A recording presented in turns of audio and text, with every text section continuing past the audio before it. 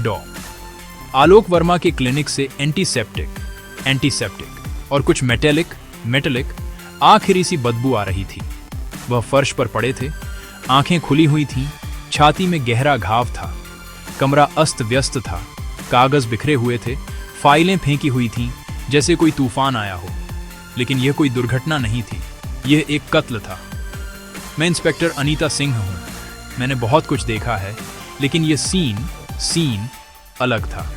खामोशी चीख रही थी। फोरेंसिक्स ने फिंगरप्रिंट्स के लिए डस्टेड की।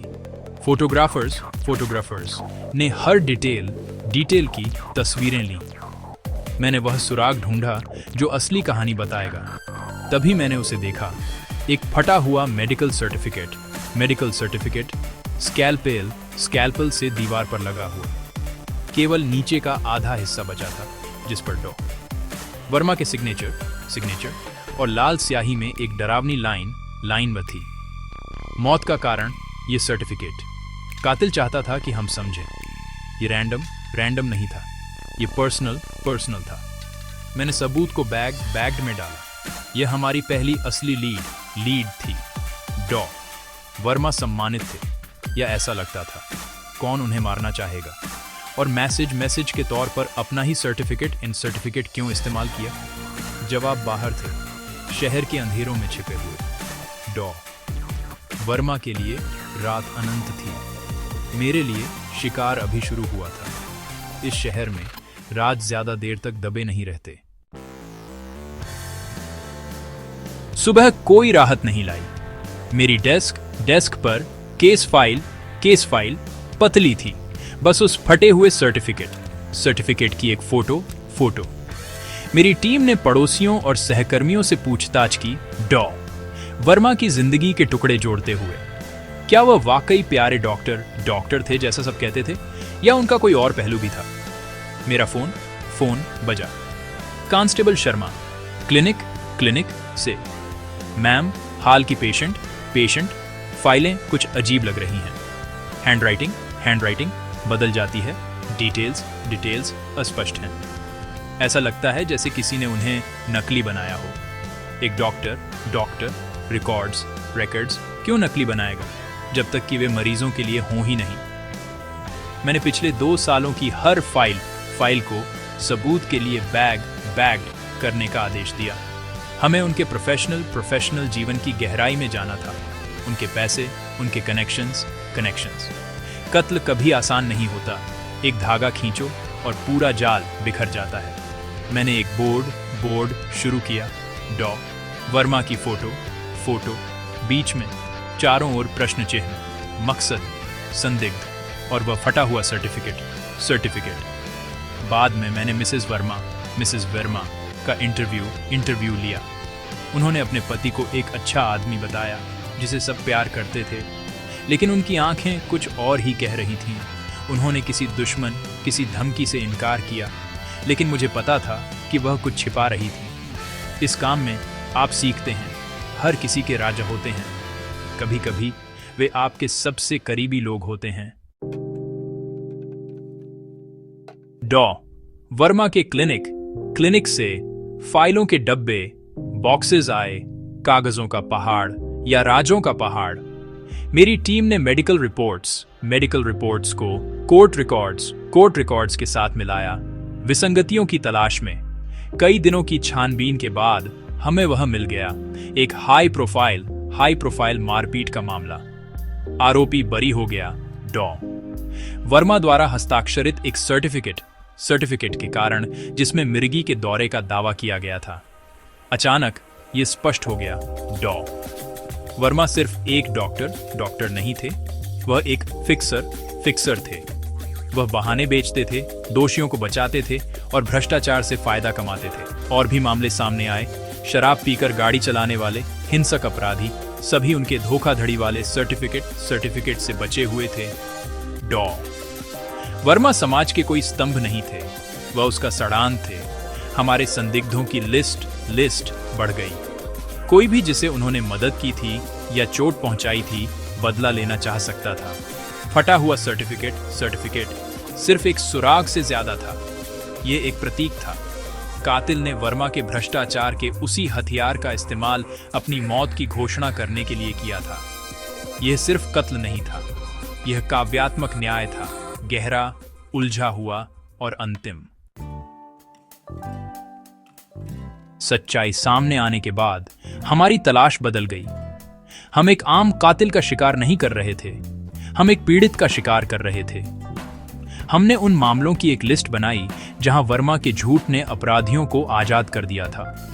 एक नाम सामने आया, माया। 5 साल पहले उसने एक राजनेता के बेटे पर बलात्कार का आरोप लगाया था। मामला तब ध्वस्त हो गया जब वर्मा ने आरोपी को नपुंसक प्रमाणित किया। माया की जिंदगी बर्बाद हो गई, वह गायब हो गई। हमने पुरानी फाइलें खंगाली, दोस्तों का पता लगाया, किसी भी निशान की तलाश की। अफवाहें कहती थीं कि वह शहर छोड़ चुकी थी या इससे भी बुरा, लेकिन मेरी गट ने कहा कि माया हमारी चाबी थी। उसके जैसा दर्द गायब नहीं होता, यह मवाद करता है, दृढ़ संकल्प या गुस्से में बदल जाता है। मुझे विश्वास था कि माया गायब नहीं हुई थी, वह अपने पल का इंतजार कर रही थी, वापस लौटने के लिए, उस आदमी का सामना करने के लिए जिसने उसकी त्रासदी को एक ही सिग्नेचर से लिखा था। माया हमारा फोकस बन गई। हमने उसकी पुरानी फोटो जारी की, शहर के अंधेरों में तलाशा। कोई भी सच में अदृश्य नहीं होता, आपको बस उनके छोड़े हुए निशानों को ढूंढना होता है। दिन बीत गए, दबाव बढ़ गया।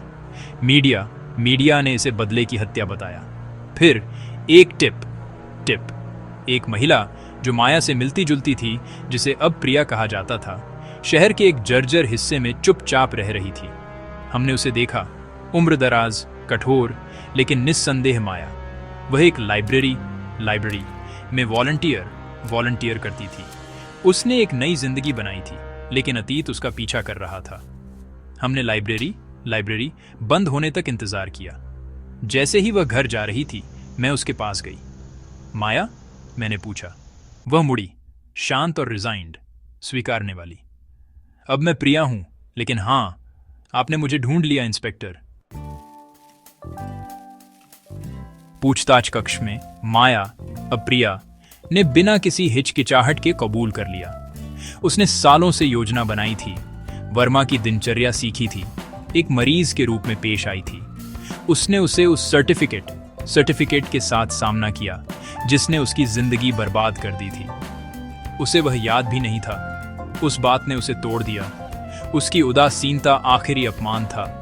उसने उसकी चुप्पी खरीदने की कोशिश की, उसने मना कर दिया। उसका गुस्सा जो सालों से दबा हुआ था, फूट पड़ा। उसने अपने ही स्कैलपेल का इस्तेमाल किया। सर्टिफिकेट पर लिखे शब्द, मौत का कारण, यह सर्टिफिकेट उसकी सच्चाई थे। उसने इसे कत्ल नहीं बल्कि न्याय माना जो सिस्टम ने उसे नहीं दिया था। सुनते हुए मुझे केवल दुख महसूस हुआ, माया के लिए और एक ऐसे सिस्टम के लिए जिसने उसे इतनी बुरी तरह विफल किया। वह कातिल और पीड़ित दोनों थी। उसका कबूलनामा हम सभी पर एक आरोप था। केस बंद हो गया, कातिल पकड़ा गया।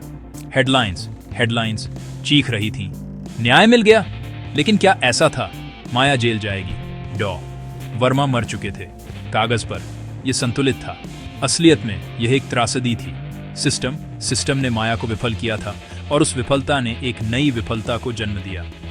मेरा काम कानून का पालन करना है, लेकिन कभी कभी कानून और न्याय एक जैसे नहीं होते। वर्मा सिस्टम में एक वायरस थे। माया हताश प्रतिक्रिया थी। 2 जीवन नष्ट हो गए, एक लालच से, एक न्याय की आवश्यकता से। यहाँ कोई विजेता नहीं है। आप क्या करते हैं जब बुरा आदमी मर चुका हो और कातिल एक पीड़ित हो? आप कानून का पालन करते हैं। आप अपनी रिपोर्ट लिखते हैं। आप आगे बढ़ते हैं, लेकिन आप भूलते नहीं। ये कहानियाँ आपके साथ रहती हैं। वे आपको याद दिलाती हैं कि न्याय सिर्फ एक फाइल बंद करने के बारे में नहीं है। यह सुनिश्चित करने के बारे में है कि कोई भी इतना असहाय महसूस न करे कि एक स्कैलपेल ही उसका एकमात्र विकल्प लगे। शहर पर सूरज उगा, एक नया दिन, वास्तविक न्याय के लिए एक नई लड़ाई।